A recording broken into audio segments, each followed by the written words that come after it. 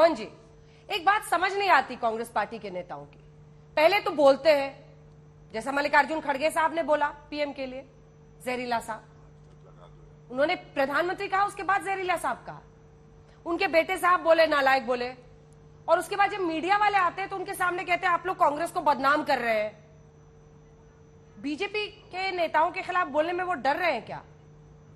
Media पर हमला कर दो, अरे बाइट है साहब, देखिए, अरे बाइट है ना, जहरीला साहब उन्होंने बोला ना, बोला कि नहीं बोला रोहन जी?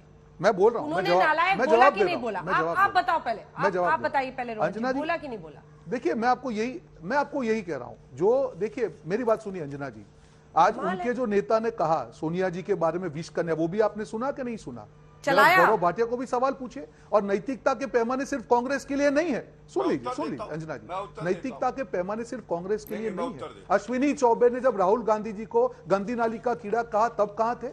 जब इनको जर्सी काऊ कहा गया, तो प्रधानमंत्री के शब्द है, मेरे शब्द नहीं है। जब वो यहाँ पे मुख्यमंत्री थे तब उन्होंने जर्सी काऊ कहा, हाइब्रिड बछड़ा कहा, रेनकोट में पहन के नहाने की बात की। कौन से एलिगेशन नहीं किए? आज जब आप चार उंगली किसी सामने उठाते तो आपके सामने भी तो आप देखिए नैतिकता के पैमाने से दूसरों के लिए नहीं। राहुल गांधी ने जो कहा है वो आ गया, एक बार सुना देते हैं अपने दर्शकों को। आप ही के नेता को सुना रही हूँ, राहुल जी को सुना रही हूँ। रोहन जी सुनिए।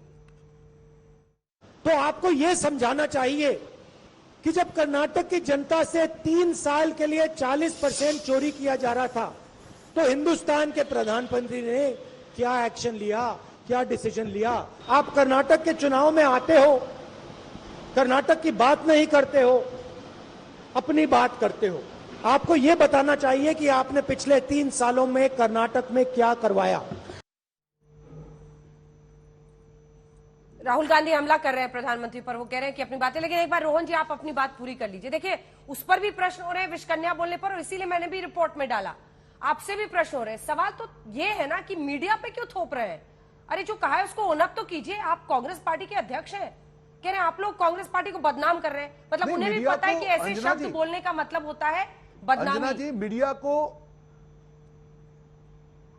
बिल्कुल नहीं। अंजना जी, मीडिया को इसलिए कहा जाता है कि जब कांग्रेस के नेता के खिलाफ कुछ कहा जाता है उसको इतनी हाईलाइट नहीं होती। जब अश्विनी चौबे ने राहुल गांधी जी को गंदी नाली का कीड़ा कहा, कितनी डिबेट की आपने? तब क्यों पैमाने आपके बदल जाते हैं? जब सोनिया जी को अपशब्द कर देंगे, कौन सा भाजपा का नेता सामने आया? आज मल्लिकार्जुन खड़गे जी ने उसका कहा कि मेरा मतलब ये था। मुझे बताइए भाजपा के कौन से नेता सामने आए, उसको बर्खास्त किया? वो छोटा नेता नहीं था। अश्विनी चौबे केंद्रीय मंत्री है, कौन से भाजपा नेता ने उसका खंडन किया? उन्होंने कहा कि मेरे बेटे ने ये शब्द बोला ही नहीं है सर। आप अपने नेताओं को तो रोहन जी, उन्होंने मना किया। रोहन जी, उन्होंने कहा कि ऐसा बोला ही नहीं है। आप लोग कांग्रेस पार्टी को बदनाम कर रहे हो। प्लीज अंडरस्टैंड मैं क्या सवाल पूछ रही हूँ। अंजना जी, जिस बिल्कुल नहीं अंजना जी, जिस तरीके से चीजों को कहा गया, मैंने प्रियांक खड़गे का बयान मैंने भी सुना। आज कोई भी चीज को आप उसको जनरलाइज करके उसको स्पेसिफिक करना, वो सारी चीजें कर सकते हैं। और खड़गे जी ने भी जब कहा, उन्होंने यही कहा कि मेरा मतलब क्या है कि भाजपा जहरीला विष फैलाती है, वो तो हकीकत है, उसमें तो कुछ गलत नहीं है। और आप कर्नाटक में जाके अपने नाम पे नहीं रो सकते हैं। कर्नाटक में इस बार आपने जो सरकार थोपी है उसका जवाब आपको देना पड़ेगा। जवाब देना पड़ेगा कि 40% पहले तो समान नागरिक संहिता यानी यूनिफॉर्म सिविल कोड, यानी देश में हर नागरिक के लिए, चाहे वो किसी भी धर्म का हो, एक ही कानून चले। इस पर क्या राय है जेडीएस की? अंजना जी, पहली बात, आपने 22 मिनट हमें बिठाए रखा। कन्नडिगा हूँ, कन्नडिगा की बात सुनिएगा। और हम बड़ी मुश्किल से हिंदी सीखते हैं। हिंदी सीख के आप नंबर 1 एंकर हैं, आपके प्रोग्राम में आते हैं। कन्नडिगा की आप माफी के साथ बोलिए। आप इतनी देर गाड़ी में वेट किए, I am very thankful to you. Please बोलिए। नहीं, एक्चुअली मैं कैंपेन के बीच में हूँ। कैंपेन के बीच में आपका बहुत आदर करता हूँ। आप नंबर 1 एंकर है कर्नाटका की। फाइन, मैं 2 बातें बताना चाहता हूँ। पहली बात, यूनिफॉर्म सिविल कोड के बारे में मैं बाद में आता हूँ। 2 बातें, कांग्रेस और बीजेपी दोनों यहाँ पर बहका रहे हैं लोगों को। मोदी जी कर्नाटका में आए, वेरी नाइस, और कावेरी के बारे में बात करें, महंगाई के बारे में बात करें, अनएम्प्लॉयमेंट के बारे में बात करें, उनके प्रोग्राम्स के बारे में बात करें।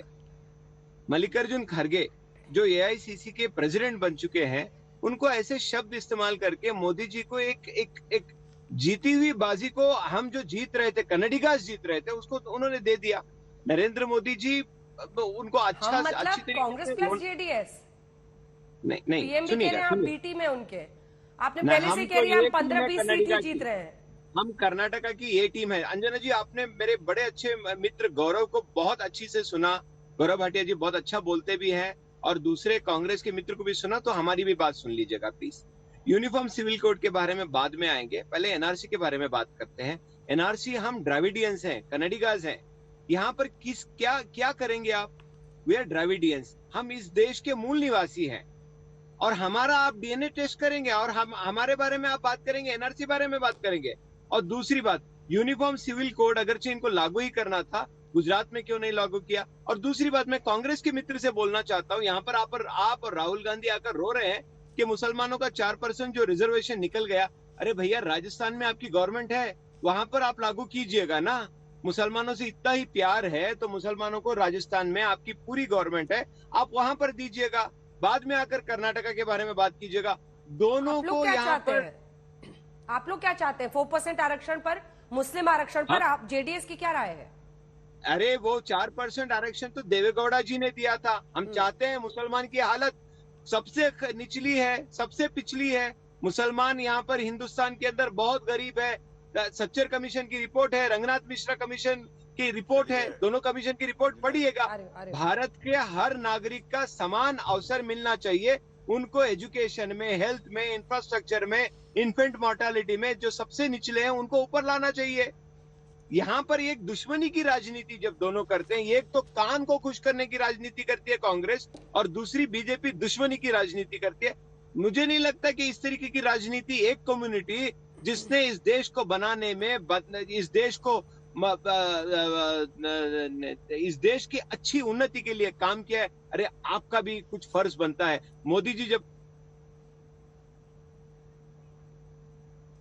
नरेंद्र मोदी जी जो बोलते हैं, लोगों के लिए करें।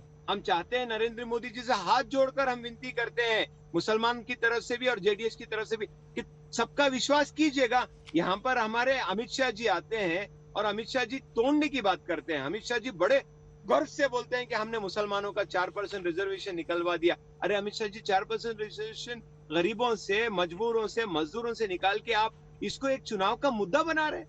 अरे ऐसी राजनीति ना कीजिएगा। हम कर्नाटका है, हम आज भी, मैं नरेंद्र मोदी से कहता हूं कि महंगाई का प्रॉब्लम सॉल्व कीजिएगा।